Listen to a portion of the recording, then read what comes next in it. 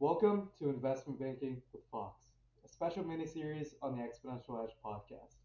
In these 5 episodes, I sit down with John Fox, an experienced boutique investment banker, to break down what investment banking really is, how companies raise capital, and why mergers and acquisitions matter. We'll also discuss the day in the life of an investment banker, IPOs, the skills needed to succeed, and where the industry is headed in the future. Whether you're just curious or considering a career in finance like myself, this series will give you a clear, no nonsense look at the world of investment banking. Let's get started.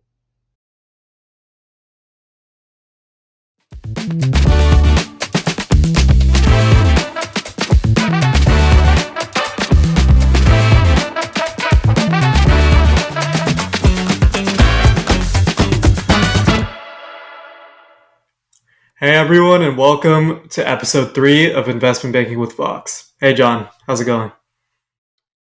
Going well. Good to see you again, Arya. Hope For sure. everybody out there is doing well. Yep, definitely. And today's episode, we're going to focus on a pretty big topic in the world of investment banking. I know you have a lot of expertise with it, mergers and acquisitions.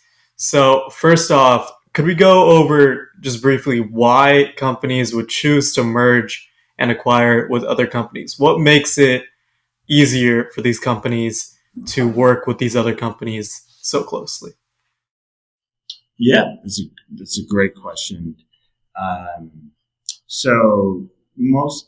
There's two strategies: organic and inorganic growth. Inorganic growth being the acquisition of other companies. So we obviously, as an investment banker, dive into the inorganic strategy. Yep. And part of the reason why companies or corporations would engage in this growth strategy is for market expansion. That being that they can acquire a company that may have a customer base that they don't already have, different verticals, customer verticals. So what I mean by that is if a company is primarily focused on education or healthcare or retail, they may acquire a company to expand their reach to financial services or oil and gas or energy or something along the natures.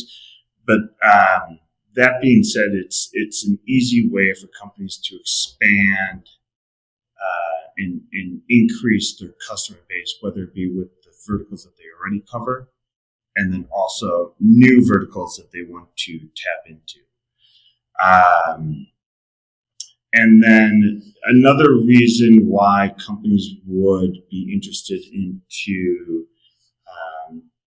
acquiring another company would be the access to technology and, as we call it, acqui-hire, talent. Yeah. So from a technology perspective, there could be a company. I primarily focused on companies that work in the technology, tech services, software sector. So when you look at a company that is looking to grow, they also may look at companies that may have proprietary technology that they don't have, or they may look at software engineers or technology engineers that they don't have. So by acquiring a company, you can rapidly increase your workforce with top talent and then be able to execute on your growth strategy if that's something that you're looking to do. So that's one strategy that a lot of companies do. The other strategy, and obviously every company has their own, so it's kind of a case by case situation. But the other strategy companies can do is you can take out your competition. You can literally acquire some of your competition, merge, combine. By doing that, you gain market share. Mhm. And by gaining market share, you don't have to worry about competitors coming in and encroaching on your geography focus, your strategy, your products. You obviously incorporate their products within your portfolio of products that you deliver to your customers. So there is a lot of different strategies, all of which are very unique, all of which are very interesting and exciting. Obviously, you work alongside your client to be able to provide the best case scenario. I've worked with companies that are buy side.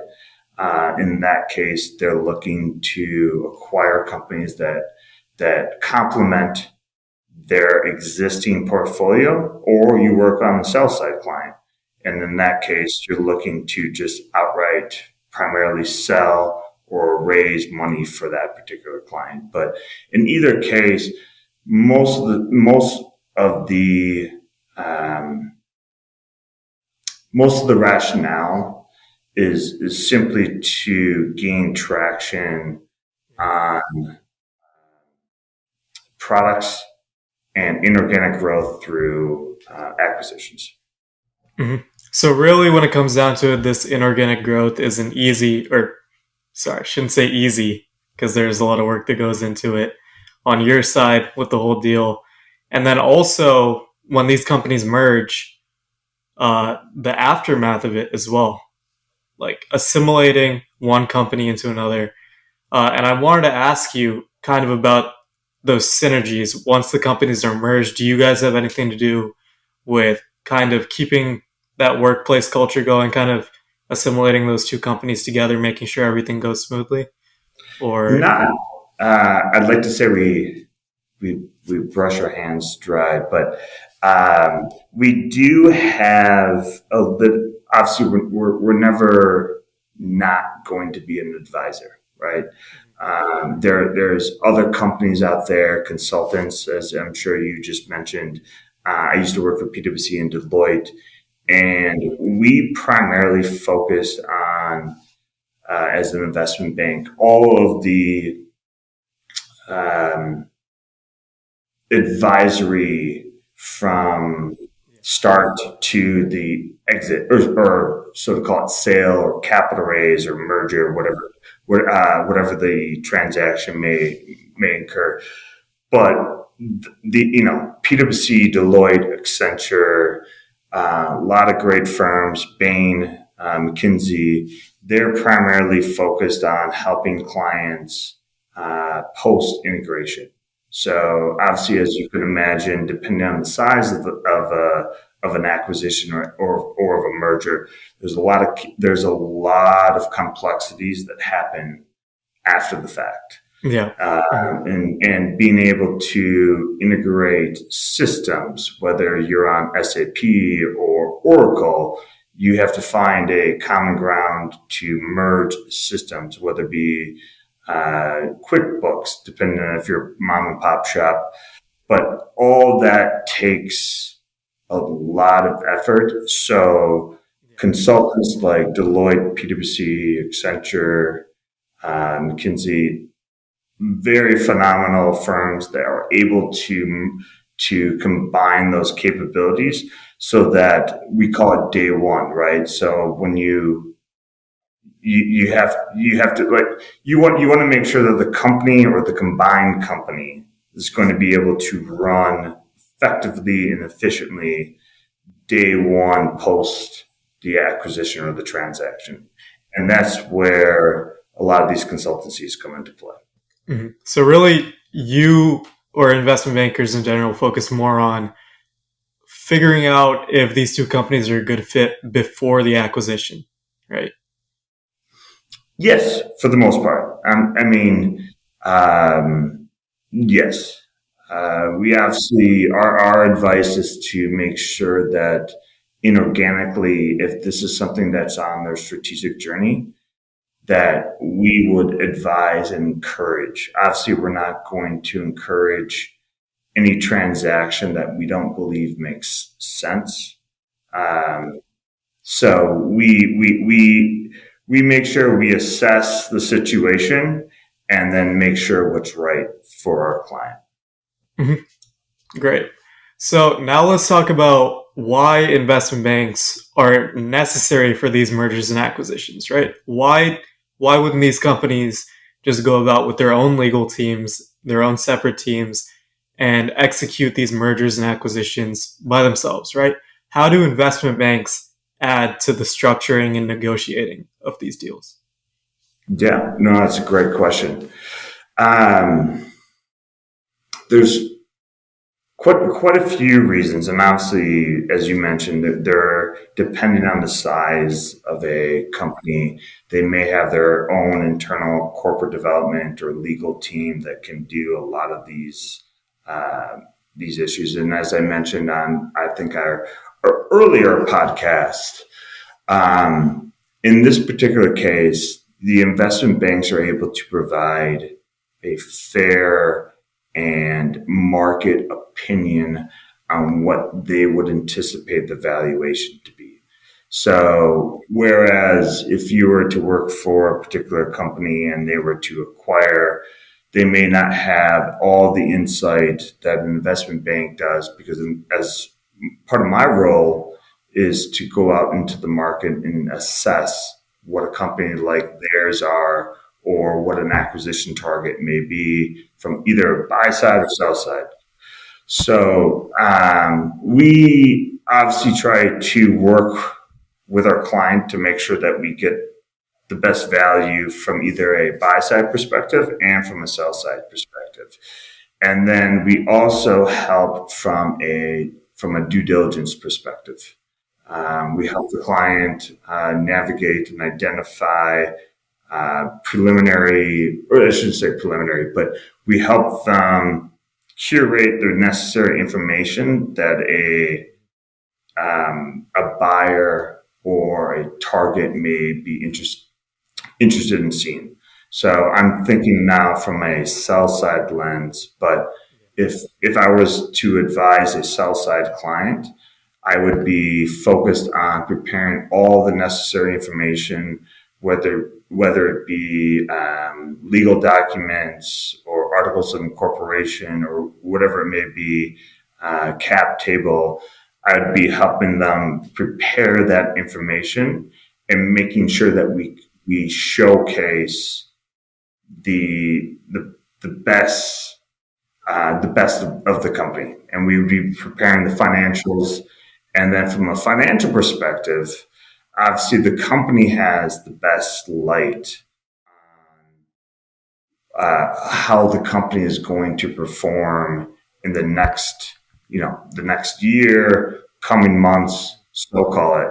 But we work with them to make sure, and now obviously we encourage them to push the envelope forward and get as many clients signed up and make sure that they are on track to what they are showcasing to buyers. Obviously, if a client slips on their forecast, then there's what's called a retrade, whereby a potential buyer may adjust their purchase price because the client that we are proposing for them to acquire hasn't hit some of their financial targets. So we work hand in hand very closely with our clients to ensure that they are on track with their forecast, with what they're proposing to potential buyers. And then we stay engaged with the buyers so that there's a seamless transaction there. And then we also primarily work on deal structure to help. And a lot of this is done because of the fact that, you gotta keep the CEO, the CFO focused on their day-to-day operations. So we do a lot of this to ensure that they're able to prioritize what they do great, and then we take a lot of that stress and burden off of them. And then what we then do as well is that we help focus and assess what the best deal structure would be. whether it be cash up front or earnout. Earnout being is that for different founder and family owned companies, earnout is based essentially revenue or EBITDA targets, and based on the total enterprise value, the founder and various shareholders will get a percentage, assuming they meet those various earnouts in the next 2 years, or so to call it. So, and talking about this deal structure, one of the things I really want to ask you, since I've been getting into this topic a lot more because of its various uses and its upward trajectory, is blockchain, right? So, in any of your deal structuring, do investment banks commonly use blockchain as a method for these mergers and acquisitions when it comes to the transactions? I I have not particularly been on any deal where we've used blockchain per se.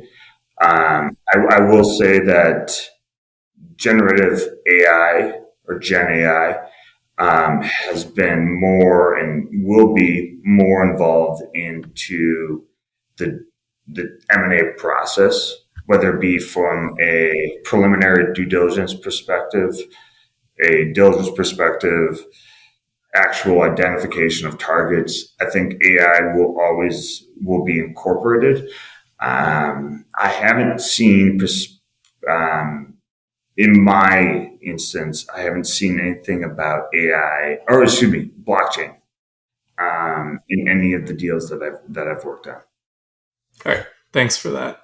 And thanks also for explaining that question or that answer from the lens of the buy side and sell side perspective. That was great. Thank you. And then now I kind of want to switch gears a little bit and walk through what it's like when John Fox walks into the conference room, right? And he has to meet the client and he has to give this client a pitch deck, or I believe you guys call it a CIM, confidential information memorandum, right? So walk us through what that's like, what's in that pitch deck, and some of these terms that you have to go through called financial modeling, valuation, and due diligence. Yeah, putting me on the spot here. No, I'm only teasing. But so part of the process with any primarily sell side. So I'm going to speak from a sell side perspective.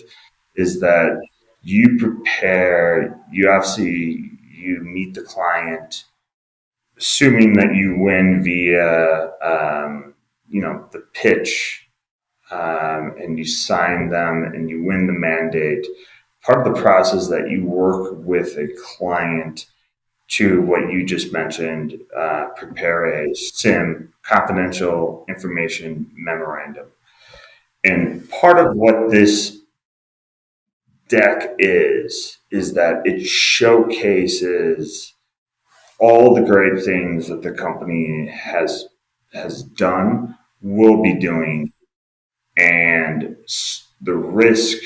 Basically, it's a complete overview of the company, right? So you start out with a executive summary, and typically this may be a page or two.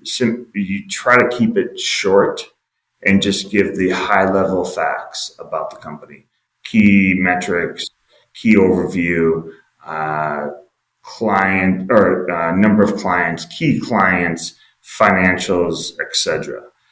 And then, depending on how you want to structure it, you can then go into a list of subsequent pages that would dive into investment highlights about the company.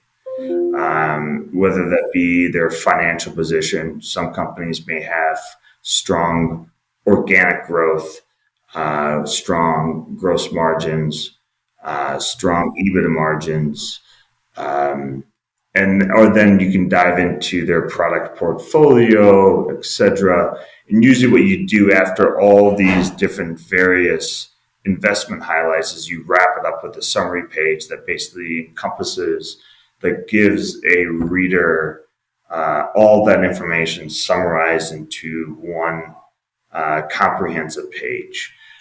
You have to keep in mind that your audience is typically um, private equity teams, strategic buyers. They see a lot of this information, so you have to keep the good stuff up front, and then they're not so much concerned about like the team structure. Well, I mean, they could be, but that's usually sort of a lighter piece of the puzzle that they may not be so much interested in.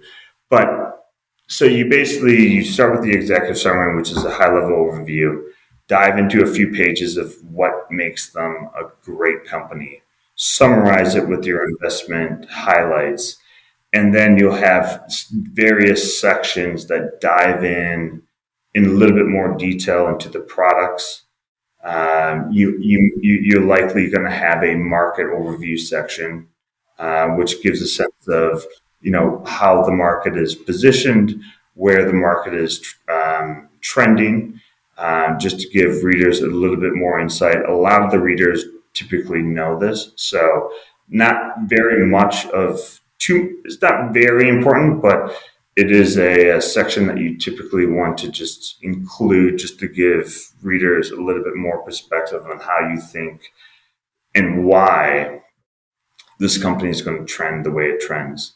And then you give an overview on the sales and marketing team, the management team, the overall team structure, organizational structure. And then you wrap it up with a little bit of the financial projections, a page or two on the financial projections, historical and financial projections. And then you put a couple pages on with management team and myself to reach out to us. So it's a very comprehensive and engaging and collaborative process putting together a sim. You work very closely with the management team, and we obviously love doing that. And we do that from the standpoint that we love to learn. Also, we love to learn about how we can advise them on what to showcase, because a lot of these companies, they have so much great capabilities, and they've been doing this for so long. But having spoken to different companies, they may not realize how great and what their capabilities are. So we're able to listen in and be able to present that in the sim, in the IM. And that's, I think, part of a key element that investment banks bring to the process. And it's a fun part about our process. We love to do it. We love working with these guys and ladies. And so it's a lot of fun. Awesome. Thanks so much for the overview. And finally, can we talk about your perspective on some of the deals that you've been a part of? Whether it be, I know you might not be able to get into too many of the specifics, whether it be confidential or any of that, but if there's anything in any of the deals that you can give us that you specifically learned anything from, or that you think would provide good insights. Yeah, I mean, I more or less cover tech services and technology. I think I mentioned that in our first podcast, but I had the opportunity to work with a lot of great companies, and one of the more recent ones, it is public, but the TNS Group, which is an MSP, they primarily focused on Microsoft Office services and various cloud applications and cloud service capabilities. The team there was just incredibly bright, top notch, and working with them in the sale to what is now Omega Systems was very eye-opening. Just being able to understand the sales effort that went into it, the technology capabilities that they were able to showcase, the financial capabilities they were able to run, very strong gross margins and EBITDA margins as well. So learning from the team, from both my client and then also from the buyer, who at the time was Fingston Partners, who had a portfolio company, and they wanted to combine, call it a tuck-in, and basically use that as an opportunity to expand their geographic reach to the East Coast. So, and also expand their capabilities. So from that perspective, to answer your question, I know I kind of, I was able to learn a lot about what it takes to go into a process and what a buyer is looking for, to understand what are the key elements that they need in order to make this acquisition work. Obviously, it's a complex situation. You mentioned consultants earlier, but in this particular instance, obviously they wanted to make sure that they were to acquire a company and make sure it was the right company that fit culturally, but also had the capabilities that they were looking for so that they could expand their product and service portfolio. And I found that to be very eye-opening and insightful. All right, great. Thank you so much again for coming to this episode and watching this episode of Investment Banking with Fox for our viewers. And thanks so much, John, for giving his time and providing us with these insights and information. And tune in next time for Investment Banking with Fox, episode 4. Appreciate it, John. Absolutely. Thank you for having me on. Thank you.